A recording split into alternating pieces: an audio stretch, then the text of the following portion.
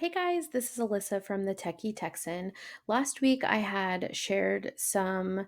I had shared a tweet with you guys about how I've been using Google's Read and Write Chrome extension to uh, grade my students' essays and add in some voice notes to them. And I wanted to show you how I do that because I'm doing it right now, and I had a few people ask me about it. So I just wanted to show you really quickly what that looks like. So as you notice, I already have some notes off to the side, and because my students turn things into me through Google Classroom, I'm in suggestion mode. So anytime that I notice a mistake or an error, I can go in and actually help type that in. I'm not going to do that for every error, but I do that just so they can see a few things that I'm noticing, especially if I already made a voice memo about it. So I made one voice memo already, and you can see that's right here, and it's above all the other notes. So that's how it looks whenever it shows up. It's just off to the side for them. So I do have something that I wanted to make a voice memo about here, and I just wanted to show you what that would look like. So after you install the Google's Read and Write Chrome extension, and it's like that purple puzzle piece over in the top right corner, um, it's going to show up in your Google Docs anytime you or after you install it. It's just going to be there. It might look like this whenever you have it installed, and you'll just click the little pop down and it'll be right there. So, whenever you're ready to make a voice memo, I personally like to highlight whatever it is that I'm making a note of because I want my students to know exactly what that note is about. So I just highlight it for them. Then you'll go up to the far right.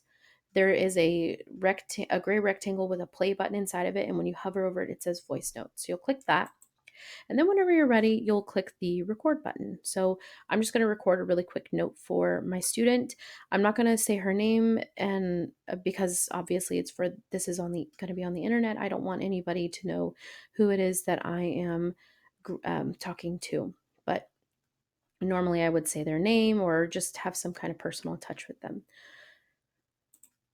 All right, so I love that you are including some dialogue here, and I think that your dialogue is really great and purposeful. You have these two characters talking to each other and telling me some background information that it just feels like an authentic way to include that. And so I love that you did that.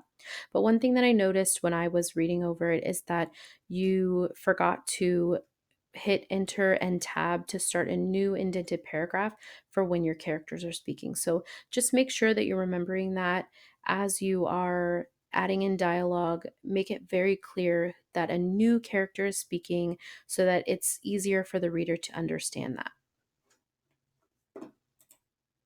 So you could click the stop button or you can click insert. I typically just click insert so that way I don't have to worry about another click or whatever. But then whenever you're done and it's done buffering, it's going to jump over here, and then it'll just be there for the student to listen to. All right, so I love that you are including. So I'm not going to make you listen to that again. You already did. But that's what it looks like. It's a very quick, simple way to do this. And I love that I can record my thoughts, not only for myself, but for my students. And that's mainly who I'm doing this for. I want them to hear what I'm thinking as I'm grading their essays.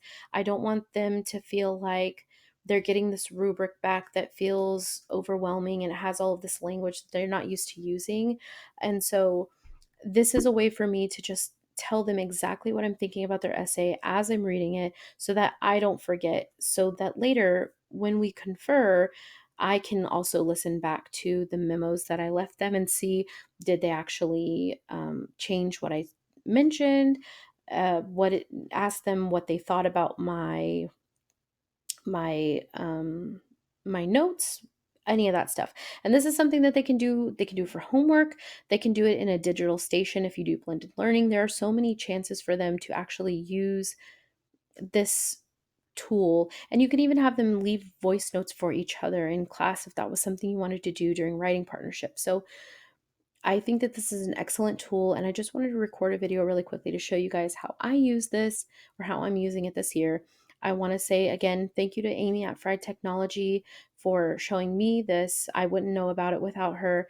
And Thank you for watching, and I hope that this is beneficial. Go ahead and share it and let somebody else know that this tool is available, because the more that we know about it, the better that everything is. And I hope that you all have a fabulous Monday evening, and I will catch you guys around Twitter. Thanks.